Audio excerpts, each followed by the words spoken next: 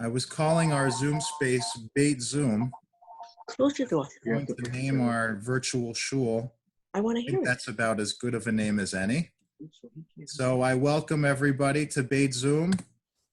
Good to see you all out there in Zoom world, and we're going to get into it.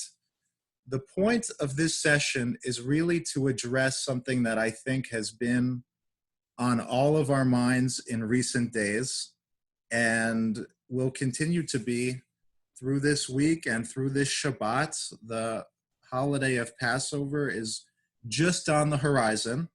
And I was just thinking today how we say in the Seder, Ma nishtana halayla hazeh, why is this night different from all other nights? And it struck me imagining what Pesach could look like this year, probably will look like this year, just how incredibly different it will be and how incredibly different it will feel. In some ways, that might be awkward.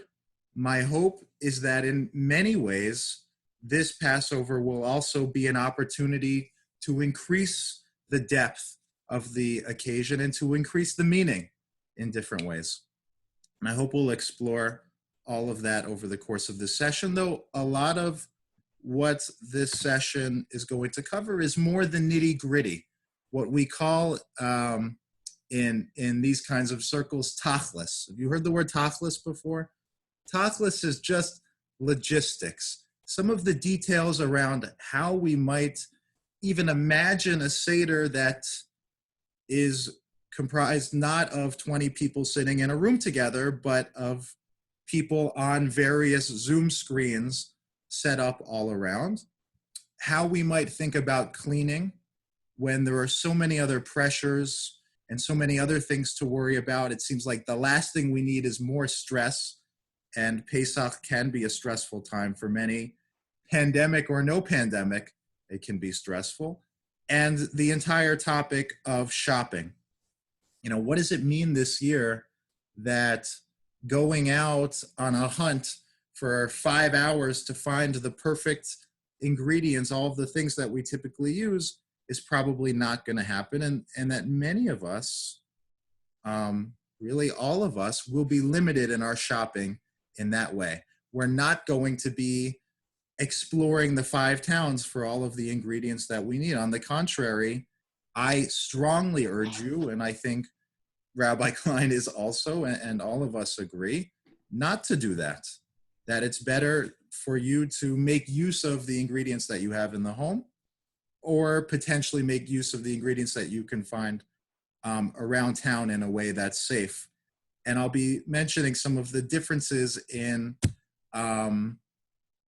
what the conservative movement has allowed for this year when it comes to Kashrut and items that have to be strictly kosher for Pesach versus items that are just generally kosher and still for this year can be okay.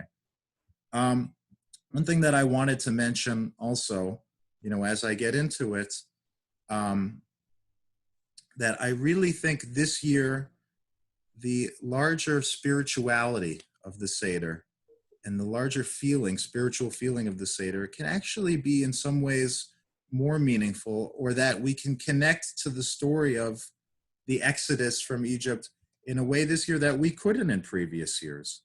Because it really is a story of finding a spiritual freedom. And though many of us feel in so many ways restricted and constrained in the home and in uncertainty, I think that story of having a hope that there is a freedom on the other side and there is a light at the end of the tunnel is a story that all of us can relate to, not just intellectually this year, but really in our hearts. And I know that's true for me. So all of that having been said as a prelude, I want to get into a little bit more of the nitty-gritty about what a Seder could look like, and then we'll talk about the prep for the days ahead. Now, the first thing I'll say is that on the use of technology, the conservative movement and really rabbinic colleagues from the conservative movement across the board have all come down and said in these last few weeks, and certainly these last few days, as the situation continues to progress, that this is what we call in Hebrew and in halachic discourse in Jewish law, sha'at chadachak. Sha'at chadachak. Shat means an hour, and dachak really means pressed, an hour in which we feel that there's truly an emergency or truly a crisis. And throughout Jewish history, in times of real crisis, certain aspects of Jewish law, certain aspects of tradition that though we hold them dear, we've been able to be a little bit more flexible, right? A little bit more loose with them. We're not so stringent that we say, even in a moment of crisis, you have to keep every single little bit of Pesach by the letter of the law, but we recognize the challenges. And in particular, the challenge this year of not being able to gather together. We're not going to be having a Seder this year with 20 people, with 25. Anybody do more than 25, 30? Right, Sarita? That's just not going to be the case this year for obvious reasons. It shouldn't be the case. God willing, nobody will do that this year, because what we say that our health and the health of those we love is the most important. But that's not to say that this Pesach should be a Pesach that anybody feels alone, or a Pesach that anybody feels isolated or disconnected from the community. One of the sayings in Pirkei Avot, Al tifrosh min hatzibor. One of the worst things you could ever do is allow yourself or allow somebody to be totally disconnected. And we don't want that. So what has come out in recent days from the conservative movement is an allowance, a leniency around the use of technology on Yom Tov, around the use of technology, in particular for the Passover Seder.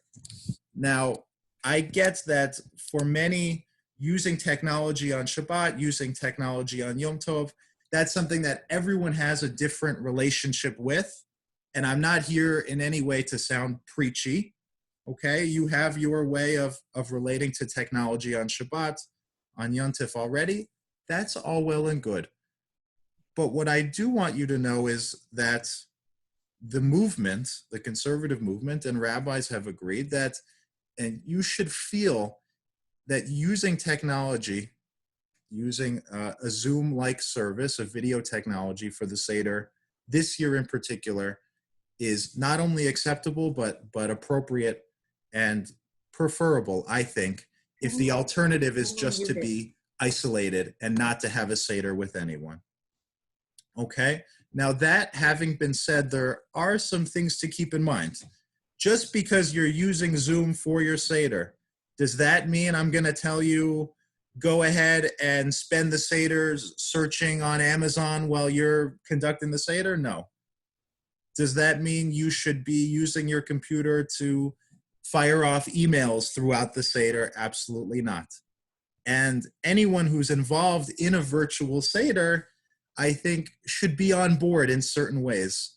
We can talk about what it would mean for each of you to craft a Seder around the use of Zoom. But I think, for one, everybody should have access to the same Haggadah, right? So that you're all on the same page. I think that's really important. From the point of view of Jewish law, it's preferable to have the Zoom service up in advance. So that means that on Yom Tov, you're not turning on your computer and typing and logging into the site. And there is a way, from a technological point of view, of having the site up in advance and being in the Zoom space, being in the room already, so that all you would have to do is really just let your computer wake up and begin the Seder that way. I don't think a Zoom Seder should be so different from a regular Seder in the sense that there should be a Seder plate.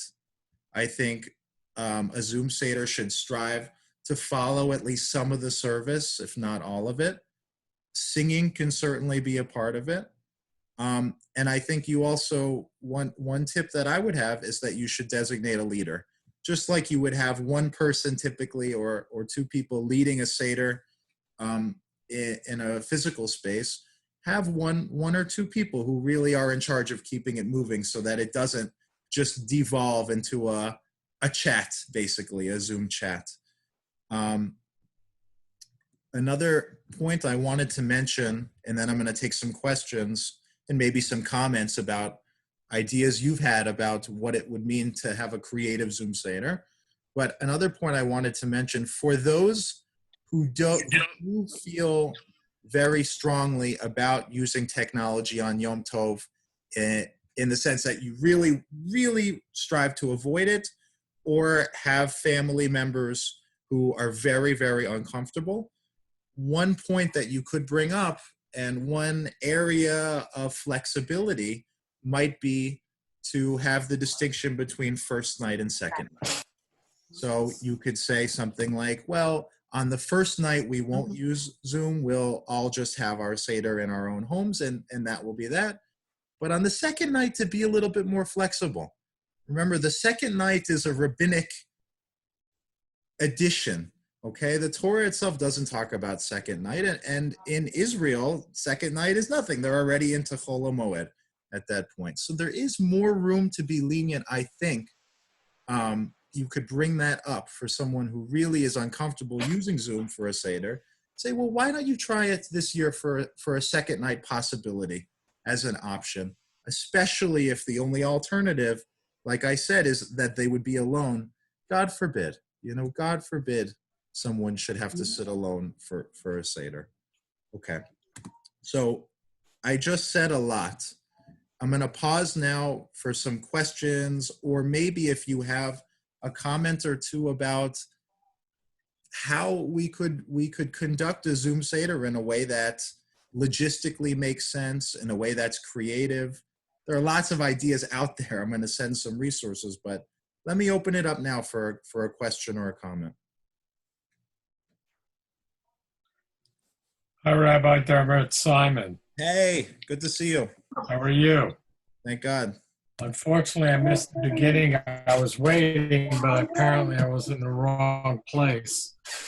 But nevertheless, I guess my main question is this. I'd like to do a Seder with my family and a number of friends. And the question is, how do we get the information to everybody so we're all looking at the same thing?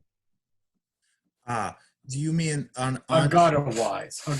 Oh, okay. Great question. So there are a couple options.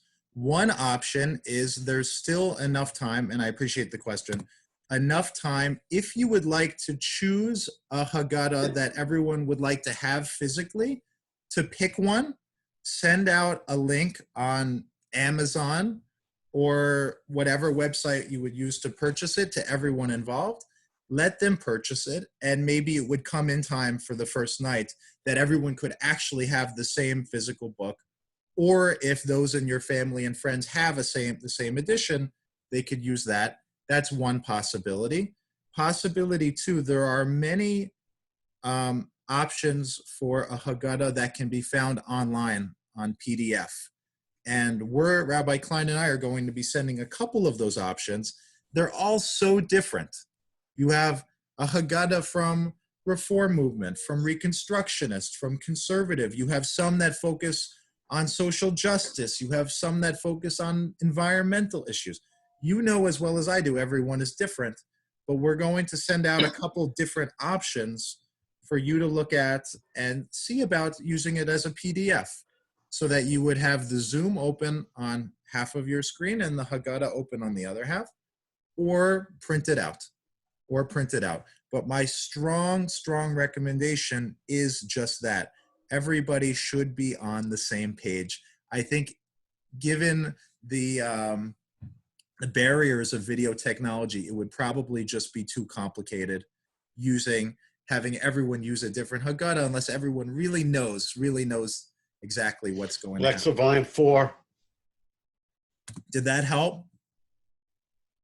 I'm going to need to figure out how to actually get a half page of the Seder and a half page of the Haggadah. I'm going to need some help with that. Right. So that is one consideration for sure. And, what I would say in general is to do a bit of a practice run. This, as I mentioned when I first started, is a Passover like none other. It's a Passover like none that we've ever experienced. And there's going to be a learning curve. I would prefer for that learning curve to happen before Seder night, not during Seder night. And if you have some time in the days before to do a practice run on Zoom so that everyone knows how to log on, so that you're testing the microphone, testing the video, making sure the Haggadah is called up and that everyone can follow the same page, that's going to help to make your virtual Seder, I just saw Jack's message, that's going to help to make your virtual Seder a lot more successful than if you just log on Seder night and hope for the best. Really, it's always good to plan the Seder ahead of time, but I think this year, more than other years, we have an opportunity to get creative and intentional with what we do. And can we get, when will we get the copy of the PDF version? Or the copies, the different variations? So I appreciate that. Rabbi Klein and I are planning to send that out in the next day or so. We're now just compiling a list of everything that can be found online. And if you do your own Google search, you'll find a lot of the ones we're going to send. You also could get a little bit fancier, and if you want to spend some money, buy a Haggadah on either Kindle or buy a PDF that might be a little bit of a nicer version. I'll leave that to you, but we're going to send some options, and then hopefully people will choose what's most meaningful. I will say that in this year, you'll decide how much of the story you want to do. But I do think that it's also worth looking at, and we'll send this as well, resources that connect the Pesach story to the moment we're in, and really finding ways of entering into that story and making it relevant for the situation that we find ourselves in. I think this will be a Passover to remember, and it'll be a Passover, though different, that is told as a story for many years to come. Any other questions about anything relating to, just one second, to the technology that goes into leading a Zoom Seder, how to set up a computer beforehand, which is the strong recommendation, or anything like that? And then I want to get into food and food prep. Anybody? May I ask a question? Sure. Regarding the use of technology, how do we include someone? Bruce's mom is living in assisted living, and she's completely confined to her room. They're not allowing the residents out of their rooms to protect them. She has no understanding of how to use technology. She can barely use the cell phone. How can we include her? Yeah, I would love for her to be included. I hope that the people who work at the facility could be there to assist her if she did have a phone, to do it on a phone or on a tablet. I can't speak to that specific situation because I don't know the people who work at that facility, but I hope and I pray that they would know how important it is to help her to get plugged in. I really would. She does have a computer in her room, but she's not comfortable with using it. If we had her on the phone and we send her in advance, like a physical copy of the Haggadah, do you think just having her on the phone participating would be? Probably the easiest. Probably the easiest. Yeah, probably the easiest, just to have her on the phone. Though, remember, from the point of view of Jewish law, that really is a leniency. And the strong preference of the conservative movement is that people will have everything set up in advance. The idea is you don't want to be powering things on Yontif. It's best to have it set up in advance. We invoke that principle in many ways. In our own synagogue, we have the microphones turned on in advance. We can have lights turned on in advance. And so that really is the principle that we're striving for. Though in that case, if she's alone, I would say that there is room to be lenient there, and I would want her to be involved. Okay. Yeah, and then I really want to move to food, but yeah. You think about what you just said in terms of trying to get it all set up beforehand. I can set my computer up. I can ask my participants to set their computer up before. But let's say that works okay-ish for the first night. But if you're doing the second night as well, now you're already setting up during Yontif. So it's important to know that the ideal that's set out is different from the reality. And the reality is this year, if we're using computers and we're using Zoom, there will be things that we typically would not recommend people do on Yom Tov. That having been said, it is possible to turn on Zoom, put your computer in a mode where it doesn't go to standby, and just leave it on and have it there in the kitchen, and just walk in front of it and have it be on in advance. I know it's not necessarily that simple, and every computer is different. So I don't want to push anyone too far here. I want to just present some of the ideas and some of the ideas discussed by the conservative movement in their decision making. But I think the strong preference, more than anything else, more than the details about the tech, is the preference that no one should be alone this year, and that everyone should be able to connect and celebrate together and feel that it's as meaningful of a celebration as we possibly can make it. And let the tech, I presented it, but let that almost be secondary to the real essence of what we're trying to achieve, which is people coming together to celebrate Pesach. Rabbi, it's Bobby, Can I and I'd really like to make one. All right, I'm going to take Bobby, then Steve, then Ethel, and then I'm going to move on. Stephen and I used to go down to our daughter who lives in Jacksonville. And for the last several years, it's really difficult for Stephen to drive on to go up on the plane. So for several years now, in order for us to be together with my daughter and her family, we put an iPad on my table. She puts an iPad on her table. And for years, we have been doing FaceTime Seders where we actually all have the same Haggadah, and we read it as though it's one large table, and we read around the table as though we are together. It's been wonderful. We don't feel alone. We feel like we're still with our children. So I appreciate you saying that. And Bobby, you're in an incredible position to help others this year.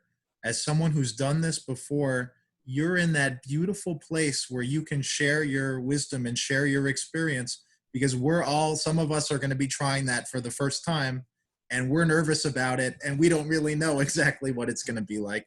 So I definitely urge you to share that experience and to help members of the community who might be a little bit hesitant. Absolutely. Anybody who wants to get in touch with me, please do. It is a wonderful experience. Thank you. Feel alone. Steve. Just wanted to mention a practical matter. If you're using a free Zoom account and you're the host, you only get 40 minutes on that.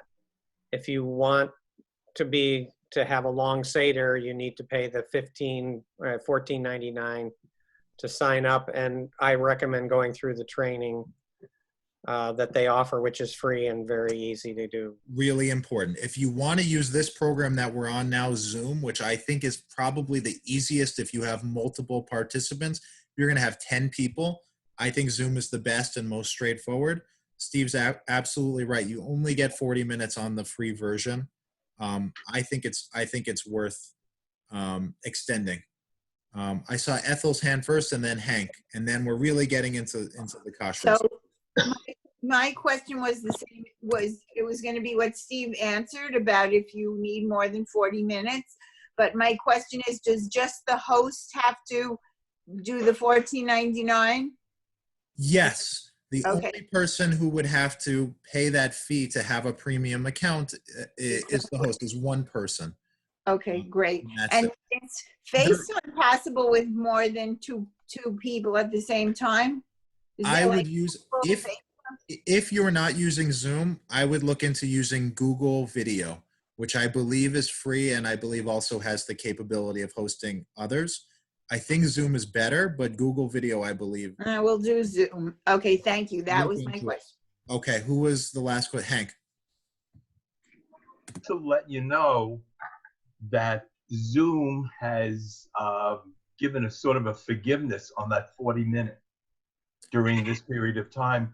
I had a class, a session with my class last Wednesday, and at the 40-minute time, a message came up and said, we are forgiving the 40 minutes.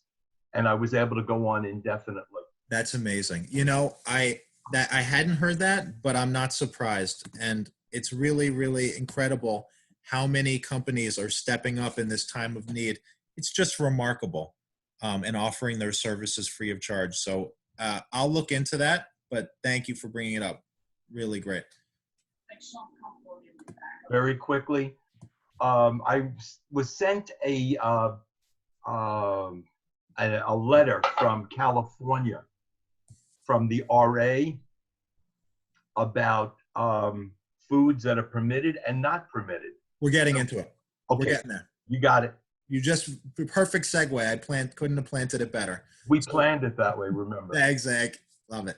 So yeah, Hank's got it.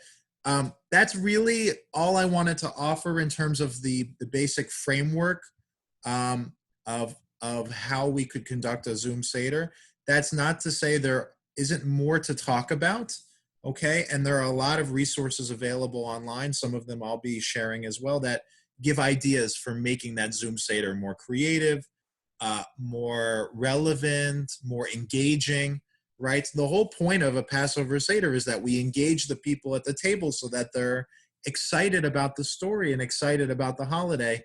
There are ways of doing that on Zoom and ways of doing it with technology that actually offer us a lot of benefits. And who knows, this could very well be, though in some ways challenging, the most memorable Seder of your life. I mean, God willing, it really could be something special if you work at it, if you prepare in advance. Let's get into cleaning a little bit and then we'll talk food. So we have quite a bit of cleaning to do for Pesach still. Everything that we typically do to prepare the house is still basically in effect. There haven't been too many changes to that, with the caveat that a lot of us are under a lot of pressure. A lot of us are feeling anxiety in a way that's more pronounced than we might have in previous years. A lot of us are feeling other pressures on our time. And so I want to remind everyone that though it's important to take the cleaning and the prep of the home seriously in the days leading toward Passover, I also hope that this year you'll choose to be gentle with yourselves and you'll choose to be kind with yourselves, and you won't go nuts having to do every single little bit of cleaning. Certainly if you're someone who's used to bringing in a cleaning service, that's not going to be happening this year. All of the basics that we typically do, you still, to the extent that you can, should go about cleaning Chametz all across the house. Surfaces in the kitchen should be scrubbed down and cleaned very well. Typically aluminum foil is put as a cover. It depends on how far you'd like to go with that. The refrigerator, one of my great joys of Pesach actually is finally having a good excuse to get in and really scrub the fridge and clean that out. Parts of the shelves of the fridge that can be lined with foil, if you'd like to take it to that level of stringency, you certainly should. Ovens, we know, I'm just reiterating a lot of the basic principles that, typically from year to year we do to wipe down the walls of the oven. If you have an oven that has the self-cleaning mode, you run that self-cleaning mode and you're good to go. Stovetop, same as always, you put your burners on high, you want them to get red hot. A dishwasher to just run an empty load or run 2 empty loads, and you can call that sufficient. To run this year and look for things like kosher for Passover, dish soap, and sometimes people really will go on a hunt for those sorts of things. This year, you're not going into the 5 towns. We have all seen that it's really become a hotbed and a place that you all should avoid spending hours shopping looking for kosher for Pesach dish soap. So take it a little bit easier on yourself. That in that way, it's okay. It's really okay. Dishes, right? If you have an extra set of dishes, certainly to bring those out, that's important. If it's too much of a burden, if you're feeling like it's difficult for you to get that set out, the standard ways of koshering the dishes still apply. You can clean out the dishes as long as they're not porous dishes very thoroughly, and just, don't use them for 24 hours. Let them sit, and that's fine. And of course, the other method, what we call libum, of boiling water, which many are familiar with, to kosher dishes. But the larger point of really what I want to get across is, that while the cleaning is such an important part of the spirituality of the moment, if you're feeling a lot of pressure, if the kids are home more than they typically have been, and they're causing messes in ways that is more than what you're used to, really don't make too much of a burden for yourself this year. Allow yourself to do what's spiritually meaningful without adding to the incredible stress that many of us are already feeling. As long as you're clearing the home from as much chametz as you possibly can, and really looking for that chametz, where those areas of chametz, are in the couch, right? Typically where you're eating your chips, that sort of thing. Make sure that those areas are clear. And the last point that I wanted to mention also is the bedikat chametz, the searching for the chametz, which this year in particular, if you're someone who typically just does that alone, that might be something you would consider making virtual too. Bringing someone else into that mitzvah of searching for the chametz, and looking along with you, right? FaceTiming with them and having them be a part of that experience, I think, could be really cool. And we typically don't think of that, or typically don't do it. So any questions about that whole sphere of what needs to be done in the home, the intensity of it? Okay. Rabbi Klein mentioned this afternoon regarding emptying the cabinets of food, that this year in particular, it was okay to leave the food in the pantry and just close it and not open it during the holiday. And I wanted to know if there are certain foods that would be exceptions, like breadcrumbs and cake mixes that should really be removed. Chametz, to my knowledge, needs to still be, as always, put away in a place where it's not going to be seen. I take the extra length of kind of putting a piece of tape over it, really closing it off, and having it be in a place that's far from view. Certainly. So if you have something that's true chametz, it can stay in the cabinet as long as you seal it off? As long as it's out of view and sold, then yeah. Okay. Yeah, like any other year in that way, like any other year. Okay. Okay, and to that point, we have a form for selling chametz that everyone should check out. You could do it online yourself. There's a link, or there's also a PDF that you could fill out and scan and send back to either me or Rabbi Klein. Either one of us, doesn't make a difference, and that will clear you of your chametz. It will no longer be yours. You won't have to worry about it. Okay? Anything else on that, question-wise? Comment-wise? How are people feeling in terms of that stress that I talked about? Is Passover really adding to the stress that you already feel? Is it too soon? What do you think? I think it's adding to the stress and also the sense of loss. Okay. Because it's envisioning a Seder when you're not going to be with, for many of us so far, we're planning to not be with our children or grandchildren, and we experimented with the Zoom. Leave it on. But it was terrible.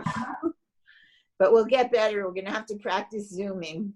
So it's important that you brought that up and that you used the word loss. You know, I was thinking just today that we have one person from the Seder who's always missing. You know, we have a cup for Elijah, and we want Elijah to be there. We're waiting for Elijah, but Elijah's not there. In this sense that embedded within the Passover experience always is that somebody who should be there isn't, and that we have to hold that. And it is painful. It is painful. You know, whether it's somebody who is with us still in this world, but living somewhere else, or somebody who we remember from Seder's past who's not with us.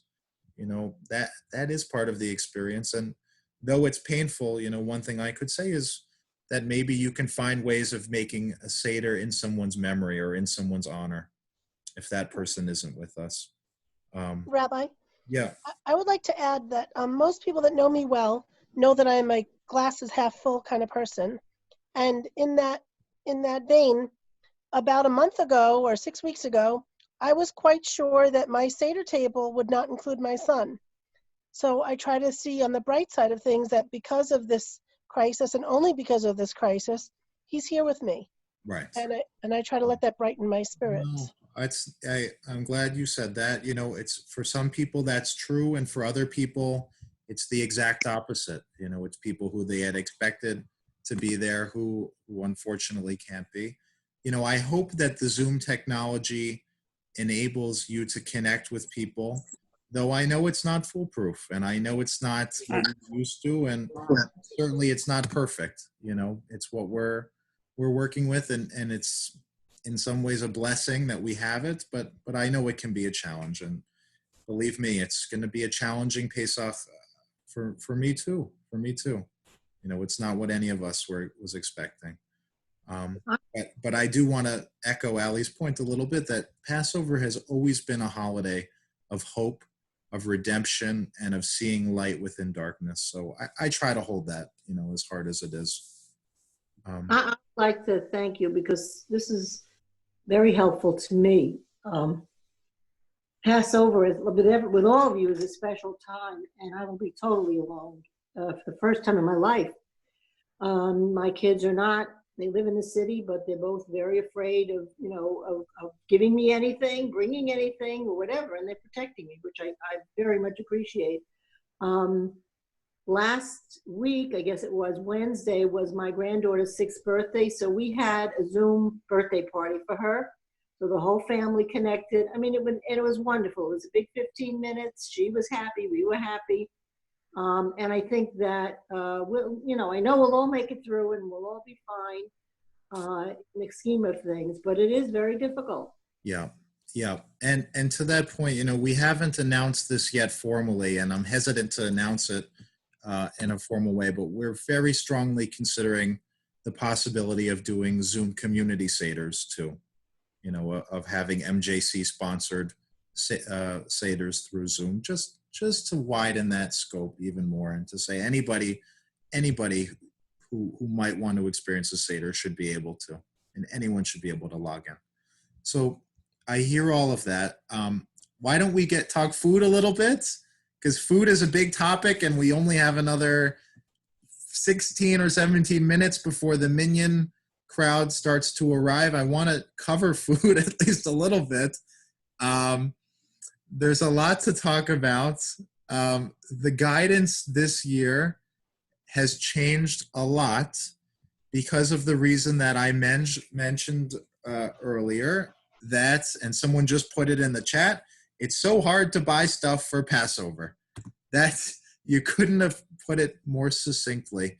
The ability to go spend hours and hours shopping, as many do, searching from store to store for the perfect items, the perfect ingredients, that's not the case this year. If you're anything like me, you get to the store, maybe you have your gloves on, you get your things as quickly as you can, and you go home and wash your hands. That's what I've been doing. I can't imagine it's different for anyone else. And so because of that, we've been given a new set of guidelines, rabbis across the country, but really through the conservative movement, dealing with foods that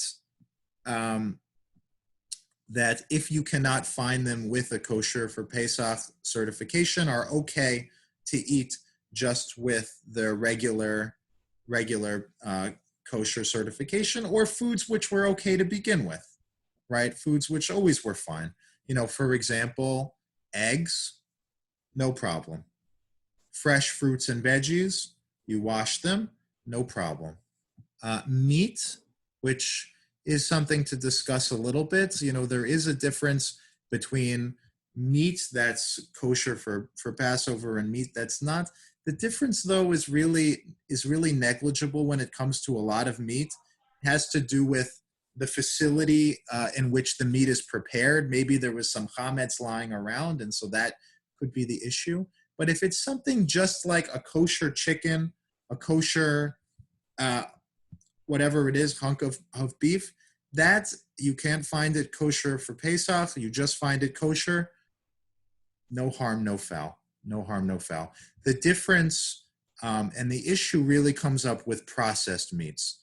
All right, you want to have a kosher Hebrew National hot dog on Pesach, that I would be nervous about, and it has to do with the fillings. You know, any of these processed meats that could have God knows what kind of fillings in them that could certainly be chametz, you know, that I would be a little bit more nervous about. But just a kosher chicken, whatever it is, that I take no issue. You know, I'll be, I'm vegan, so I'm not in that world, but that's my understanding of it.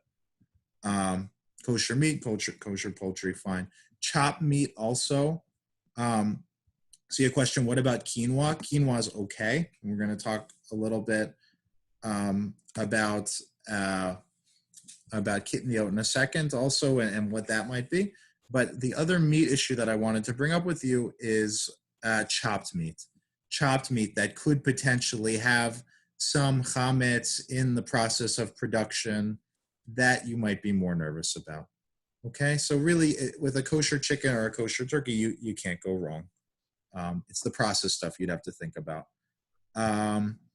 Regular unflavored tea bags, fine.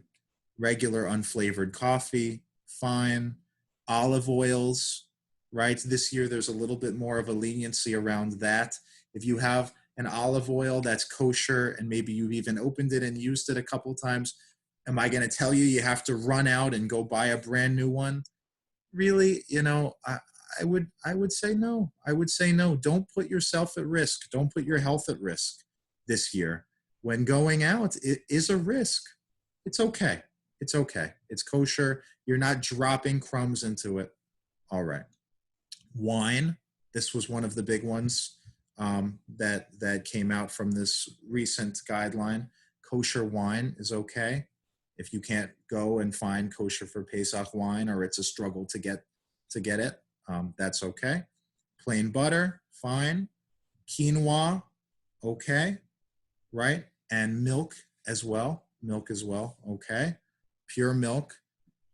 Soy milk is fine. Almond milk, which would fall under the category of kitniot, okay? And many of you have heard of this distinction between kitniot and non-kitniot. I'll just say a very, very quick word about it, that the Ashkenazim like to be extra strict. And so over the course of Jewish history, we decided that rice and peanuts and legumes and corn count as chametz, when reality, chametz is only something that comes from one of the 5 grains that can be leavened. Even though those things aren't grains, Ashkenazim typically consider them to be chametz, whereas Sephardim say, no, it's okay. And years ago, the conservative movement really allowed kitniot and is pretty open about that. Oat milk, which is very, very popular. What would you say to oat milk? A yes or a no? Oat milk is a definite no. It's one of the grains. Okay. So it's very popular. I see it at Trader Joe's all over the place now. That's not something you want to go for. Cheese. What? Cottage cheese? So plain cheese. No, and cottage cheese. Yeah, plain cottage cheese and plain yogurt are okay. The issue to look for there is the flavoring. all of them now have flavorings. You want to make sure you're getting the plain ones. Okay, there could be an issue with the flavoring, the way it's processed, that is not right. But any really plain, non-flavored cheese. Okay, tuna fish also, tuna and water. If it's kosher, it's okay. It's okay. We're not going to presume that there's chametz in it. All right, and this is not to say that if you're in, and I haven't been in Best Market for a while. If you're in Best Market and you see kosher for Pesach items, go for it. Get them. If it's not a big issue for you and you're there anyway, pick them up. This is really just a little bit more openness, a little bit more leniency for people who are uncomfortable really searching, or if they're unavailable. Okay? The foods that must always have a certification, kosher for Pesach, things that you really need to find or not use, matzah. Okay, that's the obvious example. I know Trader Joe's has an entire wall of it. Now I see someone in the chat, Best Market has a good selection. But again, go, only if you feel like you want to take that on, and not be worried about the health implications. Matzah, candy, chocolate, herbal teas, soda. Okay, typically soda is kosher for Passover. You see those Coke bottles with the yellow instead of the other. That still, even this year, vinegar and margarine are on the list of things that you really should try to find if you can kosher for Passover. Rabbi, you mentioned soda. Normally, plain seltzer is okay. I know it doesn't need sort of special KP, but what about flavored seltzer? I'd have to check and get back to you. My inclination is go for the plain seltzer. Go for the plain seltzer. I don't know what's in a lot of those flavorings. I don't know the different brands. My sense is get a plain seltzer, get a pure fruit juice or a lemon or a lime, and just squeeze it in and you have your flavor. That's probably what I'll be doing. Okay? Now, the last thing I wanted to mention before I take final questions has to do with the Seder plate itself, right? The Seder plate itself, typically we go out, we look for different ways of embellishing the plate. There's a little bit more openness than people realize, and there's always been this openness. You could always be flexible with what you put on your Seder plate, but this year in particular, you have karpas, right, is typically what? What do people usually use for karpas? Celery. You could use really anything that grows from the ground. You want to put potato, put a potato. You can be creative. You can have that be part of the story of this year's Seder, is the way in which you get creative with how you put the Seder plate together. Though I'll reiterate again, I think everyone, if you're doing a Zoom Seder, everyone who's Zooming in should, in their location, have a Seder plate, or at least be able to see the Seder plate that you're presenting. Maror, right? If you can't find horseradish, if it's hard to get the horseradish, anything that makes you cry. Maror just means bitter. You find something that makes you cry, you want to put a slice of onion, you want to put some lemon, that's okay. Symbolically, that's okay. The shank bone, if you can't go out and go to the butcher, whatever you usually do, and get a shank bone, I've heard of people just using a bone from any type of meat, a chicken bone, right? Put it in the oven, roast it a little bit so that it looks presentable. That can go on your plate, no problem. An egg, you shouldn't have trouble with. And the charoset is just the typical charoset that you would make. And in that way, you could be a little bit more open with how you present the Seder plate if there's some issues, with getting all the ingredients. So that was a lot of information that I just tossed at you all. Let me take a round of questions. Okay, I know the hour is getting a little late. We're going to have the Minyan guys coming in a minute. Any questions about some of the different food products, what requires, what doesn't? Any suggestions, people who have been shopping in the area who've seen some things that might be good for others? Rabbi? Yeah. Could you repeat the items that must have a kosher for Passover mark on them, please? Yep, and we're going to send it out too. But baked goods, right? Obvious. Farfel, matzah, or any matzah product whatsoever, matzah flour meal, and then candies and chocolates, which could have all sorts of things in them. Herbal teas, as opposed to plain teas. Soda, and the suggestion of using seltzer, I think, is great. Vinegar and margarine. Okay, that's the list that I have. Oh, liquor as well. Liquor as well, because liquor, like some of those other products, can have all sorts of flavorings and different things in them. Yeah. Hey, Vicky. Hi, Rabbi. So we were wondering if anybody online here has suggestions. We're going to have several toddlers at our Seder. If they have any good ideas from previous Seders, ways to entertain toddlers. So I want to open it up to the group, but one thing that I saw that could be very cute, and people do this at other Seders too, is especially on Zoom, you're not going to see someone's whole body, but maybe have everyone bring a hat or design a hat that has something to do with the Passover story that they can talk about over the course of the Seder. I think that would be really cute for a younger crowd. Other thoughts? I've gotten plague masks where there's a mask for each, so the kids put on the masks, and adults. Yeah. Rabbi, my daughter's an art teacher, and several years ago she looked into it, had a lot of her friends and their children come for a very large Seder. Everybody was in costume, including the adults, but the kids loved it. For example, one child came with a white sheet with cotton balls all over it. That's hail. My grandson dressed all in red, blood. One of the doctors had just come from the hospital. He was in his hospital greens. Well, there's the frog. So it's very nice. Plus, it makes the kids involved in it. Yeah, and I think especially because everyone might be in remote locations, it is fun to kind of see them on your screen dressed up, and you can even have a moment where everyone is sharing. Well, this is why I'm wearing this. This is why I chose that. I think that would be really cute. In addition to all the other suggestions about different songs and different stories you might tell. But I appreciate that. Any other last minute closing questions? And then I have a question, Rabbi. Not specific to the Seder, but to the holiday. I've heard many people refer to what's going on in the world now as a plague. And how do we relate that to the plagues which were brought on by God as, incentive for the Egyptians to let our people go?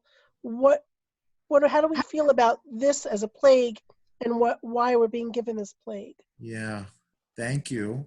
It's a bigger question than I think the last minute has, but I love it, and really an invitation to all of us to be theological this Passover, to ask the bigger questions about what we say about a God who is the God who redeemed our people b'yad chazakah, with a strong hand, the God who saw us in our suffering and listened to our cries, the God who cares about us, and also the God who, in the case of the story, was involved in war and was involved in suffering.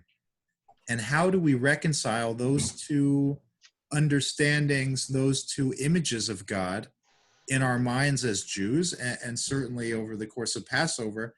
That's one of the central themes and central questions of our entire religion, let alone this holiday in particular. So more will be said about that. You have a whole sermon, a whole class in there. But I invite everyone to allow yourselves to be theological this Pesach and ask the question, how does God redeem us? And is it on God's terms or our terms? And what's the timeline of redemption? And how do we know? And how do we hear God when God's speaking to us? All of those questions, I think, should be on everyone's mind. They're certainly on my mind on a daily basis. I think that's a good way to close. Okay, those are some big questions to end with. I appreciate everyone being here. This was helpful for me. I hope it was helpful for you too.